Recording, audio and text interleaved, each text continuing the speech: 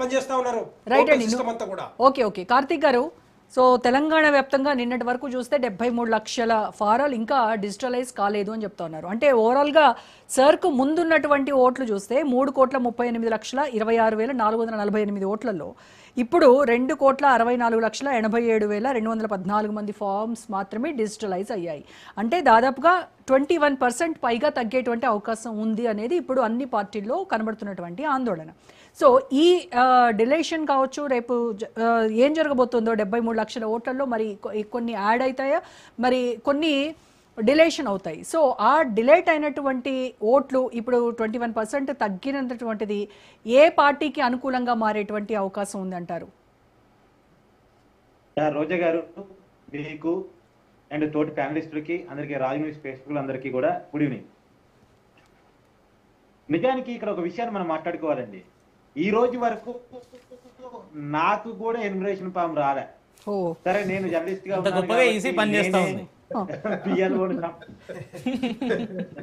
పిఎల్ఓని సంప్రదించుకొని నా ఓటును కాపాడుకునే ప్రయత్నం నా బాధ్యతగా నేను చేసుకున్నాను. అది వదిలేస్తే ఒక విషయాన్ని ఇక్కడ మనం గమనించాలండి. దేశంలో ఎన్నికల కమిషన్ ఇండిపెండెంట్ బాడీయా లేదా పక్కన పెడితే అసలు ఎన్నికల కమిషన్ ఒక బాడీ అంటూ ఏమి లేదు. మళ్ళీ ఈ గవర్నమెంట్ అధికారులే ఎన్నికల కమిషన్ బాడీ. వాళ్ళు గవర్నమెంట్ పనులతో పాటు ఎన్నికల కమిషన్ పనులు చేయాలి.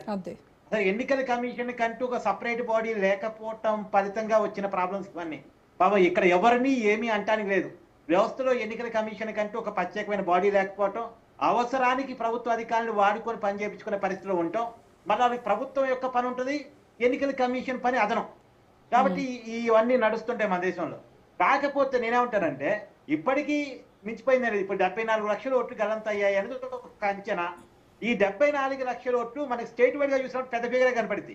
కానీ జిల్లాల వైడ్ గా చూసినప్పుడు, మండలాల వైడ్ గా చూసినప్పుడు, పోలింగ్ బూత్ల వైడ్ గా చూసినప్పుడు అన్ని రాజకీయ పార్టీల బిఎల్ఏలు కూడా పాత ఓటర్ లిస్ట్ పక్కన పెట్టుకొని, ముసాయిదా లిస్ట్ పక్కన పెట్టుకొని ఎవరెవరు ఓట్లు మిస్ అయ్యాయి, వాళ్ళు యాక్టివ్ గా ఉన్న వాళ్ళేనా, ఇక్కడ ఉన్న వాళ్ళ దగ్గరికి పోయి వాళ్ళని విఆర్ఓల ముందో ఎలక్షన్ కమిషన్ సంబంధిత అధికారుల ముందు వాళ్ళని ఆధారపరిచి వాళ్ళ ఐడెంటిటీ కార్డు ఏదో ఒకటి చూపించగలిగితే వాళ్ళ ఓట్లు కాపాడటం పెద్ద విషయం ఏమీ కాదు. ఒకవేళ ఓటు మిస్ అయినా సరే మళ్ళీ న్యూ ఓటర్ గా వాళ్ళతో ఫామ్ సిస్టమ్ నింపించడం అనేది కూడా అవకాశం ఉంది. సో ఎవరి ఓటు మిస్ కాకూడదు, మిస్ అయ్యే అవకాశం ఉండదు. ఎందుకంటే ఇప్పుడు ప్రజలు పెద్ద చైతన్యంగా ఉండకపోవచ్చు, ఎన్నికల కమిషన్ పెద్ద బాడీ ఉండకపోవచ్చు, కానీ రాజకీయ పార్టీలకు పెద్ద బాడీలు ఉంటాయి. రాజకీయ పార్టీలు ప్రతి పార్టీకి పెద్ద వ్యవస్థ ఉంది. కాంగ్రెస్ పార్టీకి తెలంగాణలో ఒక పెద్ద వ్యవస్థ ఉంది, బీఆర్ఎస్ పార్టీకి ఒక పెద్ద వ్యవస్థ ఉంది. సరే, బీజేపీకి కూడా ఉన్నంతలో తెలంగాణలో ఒక వ్యవస్థ అయితే ఉంది. లేకుండా అయితే వాళ్ళు 8 పార్లమెంట్ స్థానాలు గెలవలేదు కదా. సో కాబట్టి ప్రతి రాజకీయ పార్టీకి ఒక వ్యవస్థ ఉంది. సరే, ఒక చోట ఒక పార్టీ బలంగా ఉండొచ్చు, ఒక ఏరియాలో ఒక పార్టీ బలహీనంగా ఉండకపోవచ్చు, కానీ బలంగా ఉన్న పార్టీ వాళ్ళ ఓటర్ని కాపాడుకునే ప్రతి రాజకీయ పార్టీ కనుక చేయగలిగితే ఆటోమేటిక్ గా ప్రతి ఓటరు కాపాడబడతాడు, ఇబ్బంది ఏమి ఉండదు. కాబట్టి మనం ప్రజల్ని ప్యానిక్ గురి చేయాల్సిన అవసరం లేదు అనేటువంటిది నా ఉద్దేశం. సరే, మన దేశంలో ఉండే సహజంగా ఉన్నటువంటి కొన్ని లోపాల ఫలితంగా మనం ప్రతి లోపాన్ని ఎత్తి చూపించుకోవడం కంటే కూడా లోపాన్ని ఎలా అధిగమించాలి అన్న దాని మీద చర్చకు పోతే చాలా మంచిది. మన లోపాలను మనం ఎత్తి చూపించుకొని మన కంట్లో మనం పొడుచుకోవడం కరెక్ట్ కాదు కదా. ఉన్నాయి, లోపాలు ఉన్నాయి. ఈ కారణం ఏంటంటే ఎలక్షన్ కమిషన్ కి సపరేట్ బాడీ లేకపోవటం, ఉన్న బిఎల్ఓలకి పాపం వాళ్ళకి చాలా మందికి వాళ్ళకి పెద్దగా ఎక్సైజ్ తెలియదు. అంటే వాళ్ళకి కొన్ని అవగాహన లేకపోవటం వల్ల కొన్ని ప్రాబ్లమ్స్ అయితే ఉన్నమాట వాస్తవం, లేవు అని మనం కవర్ చేసుకోవటం సరిగా. కాకపోతే బిఎల్ఓలకి తోడుగా బిఎల్ఏలు కూడా ఉన్నారు కాబట్టి ఈ బిఎల్ఓలతో బిఎల్ఏలు అనుసంధానం చేసి పోలింగ్ బూత్ లో ప్రతి ఓటర్ని కాపాడుకునే అవకాశం 1-2 సార్లు ఉంది. ఒకటి, ఫస్ట్ ముసాయిదా జాబితా చూసి ఓటర్ లిస్ట్ ఆధారంగా పాత ఓటర్లు ఎవరు, కొత్త ఓటర్లు ఎవరు, పాత ఓటర్లో మిస్ అయిన వాళ్ళు ఎవరు, ఆ మిస్ అయిన వాళ్ళు చనిపోయిన వాళ్ళ, షిఫ్ట్ అయిన వాళ్ళ, లేదు ఉండి కూడా అంటే ఇక్కడే ఉండి కూడా మిస్ అయినారా, ఉండి కూడా మిస్ అయితే వాళ్ళని తీసిపై విఆర్ఓ ముందు ఆధారపరిచి పలానా ఐడి కార్డు ఇతను ఉన్నాడు కానీ ఇతను ఓటు మిస్ అయింది అంటే మళ్ళీ అతను యాడ్ చేస్తాడు. యాడ్ చేయకపోయినా సరే, అలా కూడా మిస్ అయినా సరే మళ్ళీ న్యూ ఓటర్ గా అప్లై చేయొచ్చు. సో పెద్ద దీనికోసం బాధపడాల్సిన అవసరం లేదు అనేటువంటిది. కాకపోతే కొన్ని లోపాలు ఉన్నాయి కదా అని చెప్పి సరే మనం వ్యతిరేకించలేం. ఎందుకంటే అందరికి చాలా మందికి 2 ఓట్లు ఉన్నాయి, ఓపెన్ గా ఒప్పుకోవాలి. జిల్లాల్లో ఓటు ఉంటుంది, హైదరాబాద్ లో ఓటు ఉంటుంది. మనం ముందుగానే ఊహించాం తెలంగాణలో చాలా ఓట్లు పోతాయని. ఎందుకంటే హైదరాబాద్ లో ఉద్యోగం చేస్తుంటారు, ఇక్కడ నివాసం ఉంటారు, ఇక్కడ ఓట్లు రాపించుకుంటారు, అలాగే జిల్లాలో సొంతూరులో ఓటు ఉంటుంది. ఇప్పుడు 2 ఓట్లు అన్న కాడ ఒకే ఓటు ఉండాలి అన్న కాడ చాలా మంది ఓటును వదులుకుంటారు. దాని వల్ల కూడా చాలా ఓట్లు పోతాయి. చనిపోయి అదే తెలంగాణకు మాత్రమే ఇది అంటే అర్బన్ సిటీస్ లో అన్నిట్లో కూడా ఈ గోల ఉంటుంది. మన హైదరాబాద్ కి ఆ బాధ అయితే ఉంది. ఇప్పుడు ఆంధ్రాకి మేబీ ఇంత బాధ ఉండకపోవచ్చు, కానీ మనకు ఆ బాధ ఉంటుంది. ఎందుకంటే మన హైదరాబాద్ లో బతుకుతున్న వాళ్ళు ఆంధ్ర వాళ్ళు చాలా మంది ఉన్నారు, గుజరాత్ వాళ్ళు చాలా మంది ఉన్నారు, రాజస్థాన్ వాళ్ళు చాలా మంది ఉన్నారు. పైగా మన జిల్లాల్లో ఉండి తెలంగాణలో కూడా జిల్లాల్లో ఓటాకు కలిగి ఉండి ఇక్కడ ఓటాకు నమోదు చేసుకున్న వాళ్ళు చాలా మంది ఉన్నారు. ఎగ్జాంపుల్ అండి, మన జూబ్లీహిల్స్ ఉప ఎన్నిక జరిగింది. ఆ జూబ్లీహిల్స్ లో కొంతమంది ఓటర్లు ఎక్కడున్నారో కూడా తెలియదు, అసలు లేరు. ఏదో అక్కడ జూబ్లీహిల్స్ లో నివాసం ఉన్నప్పుడు ఓటు రాపించుకొని ఉంటారు. వాళ్ళు ఇంకో చోట షిఫ్ట్ అవుతారు, అక్కడ ఓటు రాపించుకుంటారు, ఇక్కడ ఉండరు. కానీ ఆ ఓటు మాత్రం అలాగ ఉంటూ ఉంటది. మరి ఆ ఓటును తొలగించాలా వద్దా?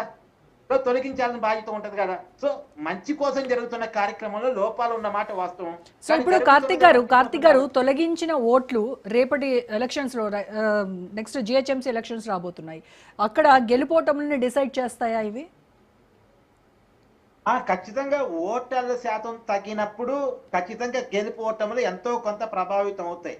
కానీ ఈ పార్టీ ఓటర్లు ఇప్పుడు నేనేమంటానంటే, మనం లెక్కేయాల్సింది కూడా పోయిన ఓట్లు ఏ పార్టీవి కాదు, ఆ పోయిన ఓటర్లు భారతీయులు అన్న విషయాన్ని మనం ఫైండింగ్ చేసుకోవాలి. మన ఓటర్లు మనం మిస్ చేసుకున్నాం అన్న విషయాన్ని మనం గుర్తుపెట్టుకోవాలి. ఎంతసేపటికి పోయిన ఓటరు ప్రతి ఒక్కరికి పార్టీ నెత్తి మీద రాసి ఉంటుందా అండి? ఇవాళ రేపు అలా ఏం లేదు. ఒకప్పుడు అంటే ఫిక్స్డ్ ఓటర్లు ఉండరు, ఈ పార్టీకి ఓటరు ఈ పార్టీకి ఓటర్ అని ఉండేది. కానీ ఇప్పుడు మారిన సమాజంలో ఎవరు కూడా ఫిక్స్డ్ గా ఉంటుందా? ఎవరు కొద్ది శాతం మనం ఉంటున్నారేమో, ఇటోళ్ళు అటు మారుతున్నారు, అటోళ్ళు ఇటు మారుతున్నారు. పెద్ద ఆ రోజులు పోయినాయి. నేను నాది పలానా పార్టీ, నేను ఈ పార్టీకి చచ్చిపోయేదాకా అనే వాళ్ళు తగ్గిపోయారు. అసలు రాజకీయ నాయకులే తగ్గిపోయారు. ఈ పార్టీలో ఉన్న నాయకుడు రేపు ఆ పార్టీలో ఉంటాడు, ఆ పార్టీలో ఉన్న నాయకుడు రేపు ఇంకో పార్టీలో ఉంటాడు. ఇక ప్రజలదేముంది, ఓటర్దేముంది. సో అదే ఉంటది. కానీ నేను అనుకోవటం మిస్ అయిన ఓట్లను ఏ విధంగా కాపాడగలం అనే దాని మీద రాజకీయ పార్టీలు ఎక్సర్సైజ్ చేస్తే చాలా మంచిదని నా ఉద్దేశం. ఓకే కార్తీక్ గారు, ఇంకొక విషయం ఏంటంటే, గత అసెంబ్లీ ఎన్నికల్లో కనుక చూస్తే మనము ఓట్ షేర్ చూస్తే కాంగ్రెస్ ఓట్లు 39.40% అండి వీళ్ళకి పోలైనటువంటి ఓట్ శాతము. బీఆర్ఎస్కి వచ్చేసి 37.35, అంటే ఓవరాల్గా చూస్తే 2.05% మాత్రమే రెండు పార్టీల మధ్య తేడా ఉంది. సో ఇది ఇప్పుడు బేస్ చేసుకుని ఇప్పుడు తొలగిపోయినటువంటి ఓట్లను చూస్తే గెలిపోవటములకు ఎవరికి ఎక్కువ ఉంటుందంటారు? అంటే నేనేమంటానంటే, అసలు తొలగించబడ్డ ఓట్లు ఎవరివి అనే ఒక ఐడెంటిఫికేషన్ మనం చేయగలమా? అది ఏ పార్టీకి ఉంటాయని చేయగలమా? అంతిమంగా నేను అనేది ఏంటంటే, ఇలా ప్రభుత్వం మీద వ్యతిరేకత ఉందా, అనుకూలత ఉందా, ప్రజలు ఎవరిని కావాలనుకుంటున్నారన్న దాన్ని బట్టి గెలిపోవటంలు ఉంటాయి తప్ప, ఇప్పుడు గెలిపోవటంలు అంటే నేను చిన్న ఎగ్జాంపుల్ చెప్తానండి. అసెంబ్లీ ఎన్నికలకి పార్లమెంట్ ఎన్నికలకి ఎంత తేడా ఉంది? అప్పుడు సరి జరగలేదుగా, సేమ్ ఓటర్స్ కదా, అసెంబ్లీ ఎన్నికలకి పార్లమెంట్ ఎన్నికలకి ఓట్లలో మార్పు ఏం రాలేదు కదా, అప్పుడు సరైన జరగలేదు కదా.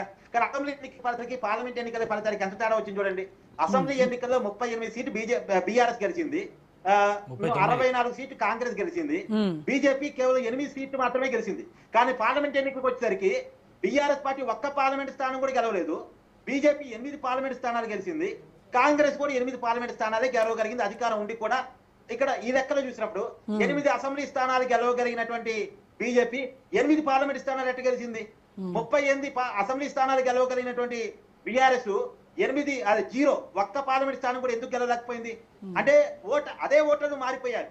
అప్పుడు బీఆర్ఎస్ అసెంబ్లీ అప్పుడు ఓటేశారు, పార్లమెంట్ కి వచ్చినప్పుడు బీజేపీకి ఓటేశారు. అని ఇక్కడ ఓటర్లు ఏం మారలే, ఓటర్లు తీసివేయడం జరగలే. అంటే ఓటర్ల ఆలోచన మారినాయి, ఓటర్లు మారలేదు కానీ ఓటర్ల ఆలోచన మారినాయి.